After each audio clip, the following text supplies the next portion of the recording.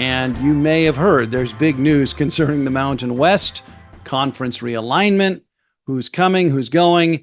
And as always, our Mountain West insider, Terrence Newman, has thoughts and theories regarding the next steps for the Mountain West and the still turbulent college football landscape. So here's my conversation with Terrence Newman. Mountain West insider Terrence Newman joins us right now. There is no pregame for Ramey's pregame pod this week, but that's okay because there's plenty to talk about. Terrence, you're in your Los Angeles studio. I see you there checking your phone. Are people blowing you up about this Mountain West realignment, the raid, the pack raid on the Mountain West? I mean, all my football friends are. Yeah. So let's start with what Chris Murray has reported. And I just want to point out, Chris Murray at Nevada Sports Net has done some of the best reporting on this. There have been national reporters that have had the breaking stories, but Chris Murray has done just an outstanding job of contextualizing what this means for the Mountain West, and in particular for Nevada fans. So Murray reporting tonight. The Mountain West got signatures from all 7 of its football-playing members yesterday, Thursday, to remain a conference for the foreseeable future. The Mountain West's 6 full-time members, Air Force, Nevada, New Mexico, San Jose State, UNLV, and Wyoming.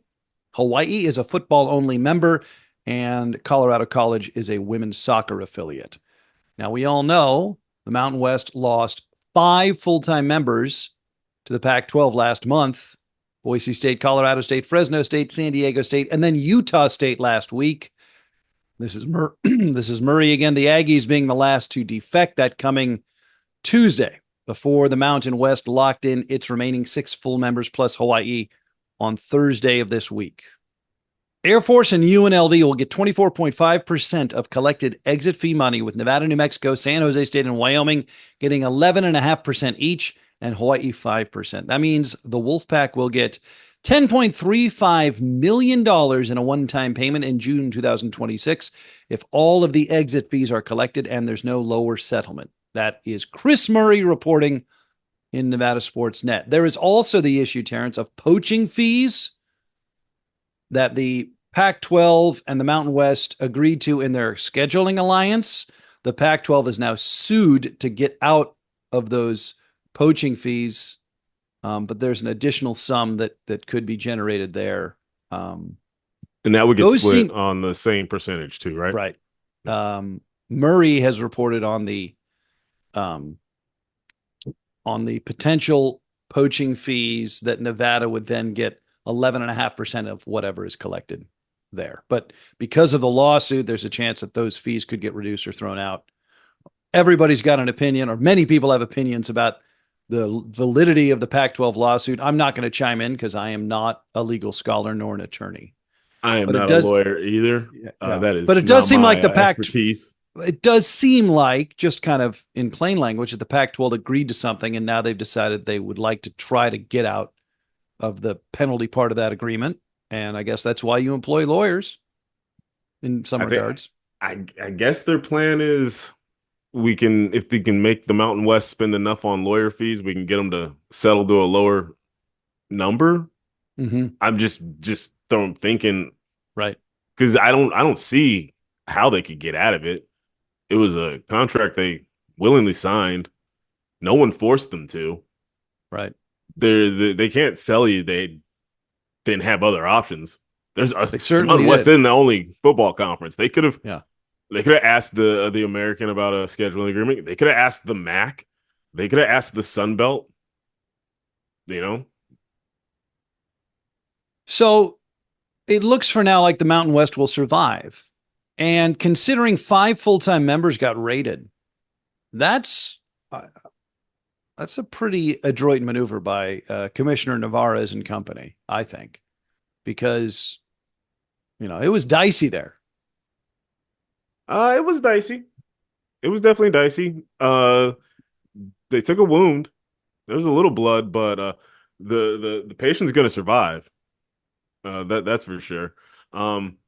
As for the payout, I get why they did it. I remember when we talked last week. It was 2 weeks ago when we said The most important thing they had to do was, lock up the folks they still had. Um, so I understand why they did it, but it does feel like Air Force and UNLV held the conference hostage a little bit. I don't like the fact that they're getting more money. If you really are the big dogs in the conference, I say go out there and prove it. I would have liked for it to have been a system where the payouts could have been more based off of performance on the field and TV ratings. But I understand why they felt the need to do this. Um, but at the same time, it's Vegas. I might have would have called their bluff because I don't think they feel like paying 17 and a half, almost $18 million in exit fees. They're struggling to pay quarterbacks, NIL money.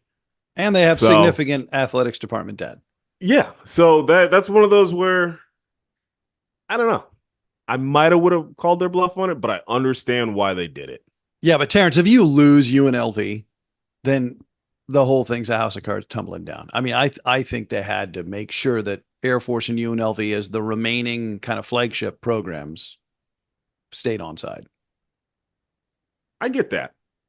No, I get that, but when you look at I mean, UNLV is a flagship now, Right. but they need to keep that commitment to football to be the flagship. I just need that's why I said I would have tied it to performance. I Well, look, didn't give them that there's no incentive. sure, but remember, Boise State managed to leverage a better cut of the deal to stay in the Mountain West when they flirted with leaving for the Big East in about 10, 12 years ago. So this is actually not new for the Mountain West. It's just most favored nations, so to speak, status has just kind of changed hands now. Yeah, no, like I said, I understand why they did it. I would have just liked to seen a different model put forward, I but I I would have too, frankly. I mean, this is all a little bit this isn't to do much with the actual playing of football. no, no, and it's a shame that here we are 4 weeks into the season, and this is the topic right now, the only topic right now. But that's college football 2024 right now. One day this realignment wheel is going to stop, but I think the carousel still got a few more rotations before we get there. Um, but yeah, all in all, Gloria Navarre has done an excellent job. I think they're actually put themselves in a really good position to build back a very strong, competitive, still top group of five football conference. A conference that I think, if they do this right, could be just as strong as what the pack is right now. Because honestly, I'm a little disappointed by what the pack has done, and I think they have a little egg on their face. I get where they were going at first to try to build this best of the rest nationwide group of five conference, but it sounds like the plan that they came with to Memphis and Tulane was just kind of sloppy and haphazard. I guess they thought that those schools would be willing to take the leap of faith like the Mountain West schools were, but they wanted to see a real plan with some real numbers, and it seemed like they couldn't really offer them a deal that made sense for them, and I think that was just a lack of planning and foresight on the Pac's part. It kind of seems like they were flying by the seat of their pants there for a while, and no offense to Utah State, but as far as that's a consolation prize. It does not. You got the third biggest brand in the state of Utah. I mean, I would have gone ask for Texas State before Utah State. Hmm. You know, right now the biggest problem they have is, as the kids say, they're trying to beat the you're just the Mountain West 2.0 allegations, and I think getting Utah State just It confirmed guilty reinforces that. on the Yeah. Mountain West 2.0 allegations. The only way you could have beaten that was by getting some of those other schools in the AAC and in other time zones. And it just seems like they didn't have the proper plan in place when they needed to convince those schools to make that leap. Terrence, I agree with that. I mean, just kind of judging from the outside, again, I don't have any sourcing on the Pac-12's, inner workings on this. How about the notion that UNLV will always be Nevada's arch rival, and there's great reason for that. And that rivalry is, storied and a beautiful component in a beautiful pillar of college athletics. But in some regards now, you have to think for the Mountain West, any opportunity to play the teams that fled for the pack would carry such a specific and recent kind of ire. I mean, as if Nevada, Colorado State, because of the Norvell coaching change, wasn't already meaningful, or Nevada, Boise State. I mean, could you imagine now Look, how I don't want to get meaningful it will be for Wyoming or Nevada or UNLV or New Mexico to beat some of these former conference mates? I mean, just from loving college athletics and the passion that informs specifically college football, I think that's just amazing. oh, not to get too coach speak, but like Do it. if you are a fan of New Mexico, if you are a fan of Wyoming, if you are a fan of Nevada, if you are a fan of Hawaii, you should be, because they do not think you are on their level. They have told you this to your face. And also to those athletic departments, this should be a wake up call that, hey, maybe in these last few years, we haven't been doing everything we could be doing to put our programs in the position to be seen on that level. But now is our time to take some of this money that we're about to get, invest in these things, invest in the upgrades to facilities and stadiums so that we can get the best players that we can get. Because, yeah, you better be at these schools. You should be angry at these schools. These are schools that, for what, even beyond the Mountain West, most of these schools go back to the WAC. Some of these schools go back to the Big West Conference. Some of these schools have been playing in conferences together for 30, 40 years, all of our lives. And now all of a sudden, some of these schools are telling them, we don't think you're good enough for us. Yeah, if you're one of those schools, you want to smack them in the mouth any chance you get. Yeah, that's what I keep coming back to. Like, and in a strange way, UNLV, a little bit like Cal and Stanford, how they stood together in the tempest and were able to make it through to the ACC. Nevada and UNLV operating, whether it was strategically, and we heard a lot of different reporting as to whether Nevada and UNLV would have to be a package deal, as indicated by some reports regarding the regents of the University of Nevada. However, it went down, and why ever it went down, there is kind of there's a bond now, I think, that exists for the remaining schools in the Mountain West before they add new programs. There, the surviving six plus Hawaii, I think, Yeah. have a weird kind of bond now, and maybe not weird, maybe beautiful. I don't know. It certainly has changed my attitude about how I feel about the next time Nevada plays Boise State, and Oh, I know yeah. that was already a juicy game. No, but it's personal now. It's personal now. They were a junior college once, okay? Now they think they're too good. Like, you know, it reminds me a little bit of the first stages of all this realignment. The first conference everybody thought was going to die was the Big 12. And then you had what they took on the nickname the Hateful Eight, because honestly nobody wanted them, and they stuck together. And the Pac-12's now gone, but it's coming back. But you know what I'm saying. And the ACC is kind of in the same position the Pac-12 was in. But that Hateful Eight, they stuck together. They lost their two biggest brands, but they picked up a few other schools. They they kept that chip on their shoulder, and they built what is a pretty quality, second tier right behind the Power Two conferences. The Mountain West is in the same type of position. These guys, they stuck together. They need to take that chip on their shoulder from being left behind, quote unquote, uh, and go out and get some other top quality schools that also have that chip on their shoulder and build one scrappy conference. And I think they have a real good chance of doing that. So, yeah, there's going to be a bond between these schools, and hopefully they remember it.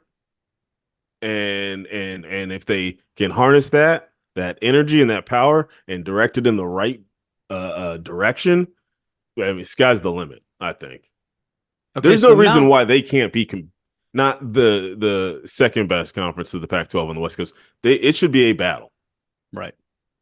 I mean, it is setting the stage for a very, I think, very impassioned, a very zealous grudge match for supremacy in the West. So you mentioned the ACC. Now, the Mountain West's new agreement with the surviving six plus Hawaii for football includes a grant of media rights. Remember, grant of rights, GOR. You see that in every ACC report when Yes. Florida State says they want to leave or Clemson says they want to leave. But the grant of rights is this apparently ironclad binding circumstance, which basically I think is great because the ACC, despite its attempted, self-immolation, or at least from some of the membership, has stayed together and has in fact survived.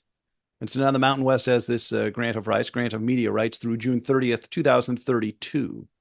So that's tying all these schools together, the surviving six plus Hawaii. Can we wildly speculate, Terrence Newman, about some of the schools? In fact, what Northern Illinois said publicly, they've been contacted both by the Mountain West and the Pac-12, I believe, for inclusion, for realignment. There's been chatter about Toledo. Terrence, Nevada went to the Glass Bowl in 2018, lost, I believe, 63-44. Toledo, Ohio, I have to say the Glass Bowl was a great college football environment. Toledo, I think, was targeted as football only. There are a lot of different scenarios. Northern Illinois is football only too. Yeah, sure. Yeah. I mean, the MAC is the MAC, and it's makes a lot more kind of geographical sense if we still care about that kind of thing. But just greedily, historically the most stable conference. Sure, believe it or not. Yeah, and mostly because nobody's really come for any of those schools.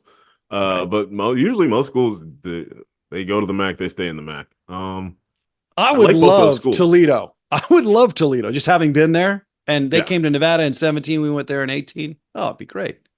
No, you know what? As far as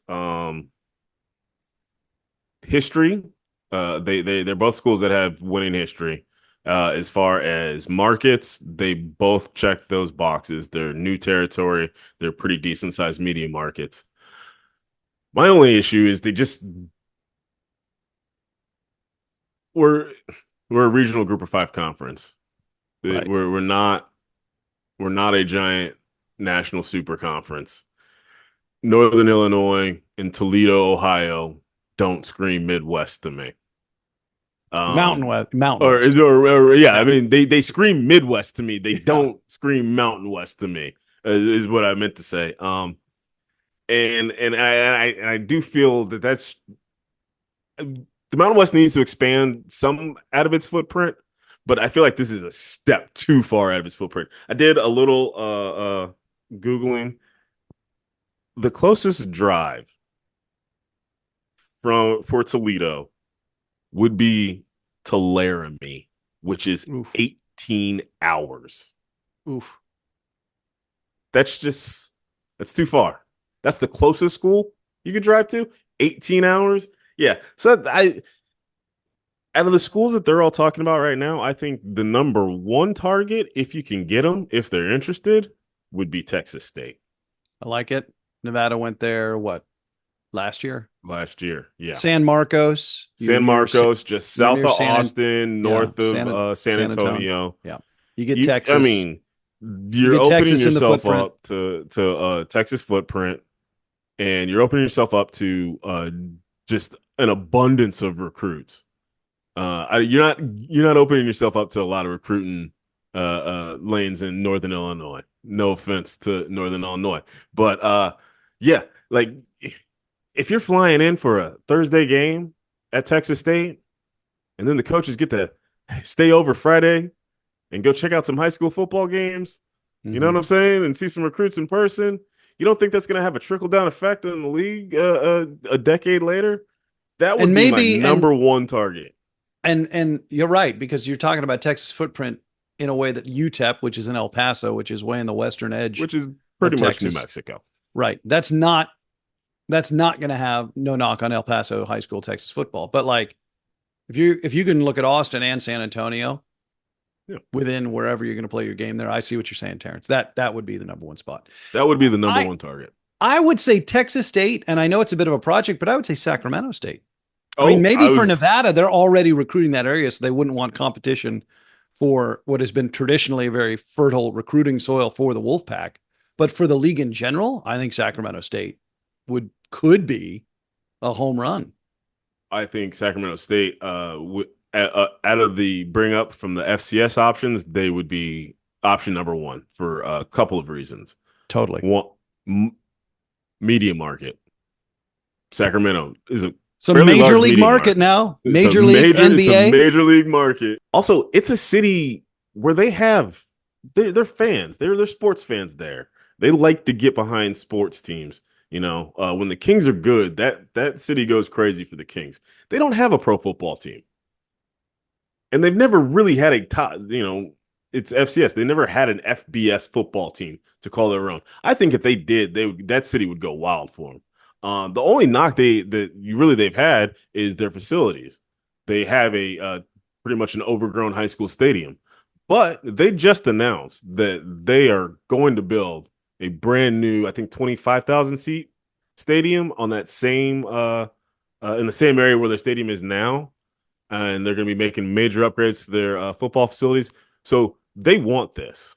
They're putting out all the signals. They're shooting out all the flares. Somebody come get us. So after Texas State, Sacramento State would be my second go get, because you need to get two more schools to get back up to 8. To Because full time. Hawaii is only football. Yeah. I suppose it's another podcast to talk about basketball or baseball or any of the other sports, but there is that wrinkle in this too. Yeah. Now, I actually I have my list of the schools I like. Please. I've actually come up with what would be my dream for a rebuilt Mountain West. Right now, I have a 14-team conference split into two 17 divisions. And the reason why we're splitting into two divisions is because we have two geographical outliers, and we want to kind of, take care of them and their travel costs. So we're going to have a division, the West division, which is built around Hawaii, and then we're going to have the Mountain division, which is going to be built around a couple of the schools I'm going to want to bring in. So starting in the West, you'd have Hawaii, you'd have Nevada, you'd have San Jose State, you'd have UNLV. Then I'd like to bring in Sac State, and then I'd like to bring in Montana and Montana State, also up from the FCS. I understand they are not large media markets. Those two schools have great facilities. Okay. I'd say Montana Stadium might be one of the best stadiums in the Mountain West on day one. They have the facilities, they have the fan bases that are invested, they have the boosters that want to put money behind these programs. So I'd bring up those two, and that would be my 17 West division. My 17 Mountain division, we'd start with Wyoming, Air Force, New Mexico. We'd like to bring in Texas State, bring in UTEP.